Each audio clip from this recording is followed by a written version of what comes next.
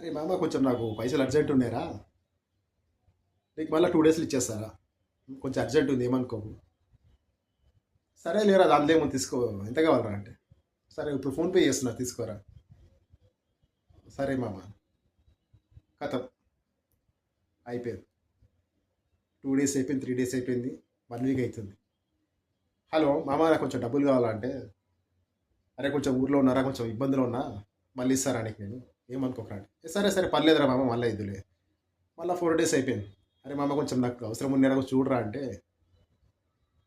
మొన్ననే చెప్పినా కదా నాకు ప్రాబ్లం ఉందని, మళ్ళీ నీకు మళ్ళీ ఫోన్ చేస్తే ఎందుకు, నేను ఇవ్వనారా పైసలు, పారిపోతానారా, నాకు అర్థం కాదు. అట్లా కాదా, నువ్వే గారా 4 డేస్ ఆయనకి ఇస్తాను. అవునరా ఇస్తా అని చెప్పినా కదా, ఎందుకు అట్లా ఊకే ఫోన్లు చేస్తున్నావు నాకు అర్థం కాదు. పక్కన ఎవరైనా చూస్తే ఏమనుకుంటారు. సారీ రా, అట్లా అట్లా ఏమనుకోకు, నాకు కొంచెం అవసరం ఉన్నారా, నువ్వు అడగగానే ఇచ్చిన కదరా నేను. అరే అవును రాబు ఇచ్చినావు, నేను ఏమన్నా ఇయ్యానన్నా, పారిపోతున్నా, ఇస్తానా నీ పైసలు నీకు నేను. సరే రా ఓకే. మళ్ళీ 1 వీక్ మళ్ళీ ఫోన్ చేసిన, మామ ఏమైందిరా మామ అంటే, ఏ నువ్వు నాకు ఫోన్ చేయకరా ఊకే, నేను ఉన్నప్పుడు తెచ్చిస్తాను నేను. సరేరా, ఇది పరిస్థితి. మనకు ఫోన్ చేసి ఫ్రెండ్కి డబ్బులు అడిగితే, సరే మన ఫ్రెండ్కి ఏదో అవసరం ఉంది, వాడి ఇబ్బందిలో ఉండడం చూసి మనం ఏదో హెల్ప్ చేస్తాం. అది ఎవరైనా కావచ్చు, ఎవరు ప్రతి ఫ్రెండ్షిప్లో జరిగే విషయమే అది. మనం పైసలు ఇచ్చిన తర్వాత వాడికి 2 రోజులు 3 4 రోజులు 10 రోజులు అయిన తర్వాత కూడా మనం ఫోన్ చేస్తే అట్లా మాట్లాడితే మనకి ఎంత బాధ అనిపిస్తుంది. మనకేం ఫ్యామిలీని ఉండదా, మనకేమి రెస్పాన్సిబిలిటీస్ ఉండవా. రూపాయి రూపాయి మార్కెట్లో ఎంత అవసరం పడుతుంది నీకు తెలుసు కదా. డబ్బులు లేకుండా ఏ పని అవుతుంది అసలు. ఆ విషయం ఎందుకు అర్థం చేసుకోరు. అరే మనకు టైంకి అడగగానే ఇచ్చేయండు, హెల్ప్ చేసిండు, తిరిగి ఇచ్చేద్దాం, వానికి అవసరం ఉంటుంది పాపం, మన ఫ్రెండ్ అనే కదా నమ్మిచ్చిండాడు అని ఎందుకు అర్థం చేసుకోరు.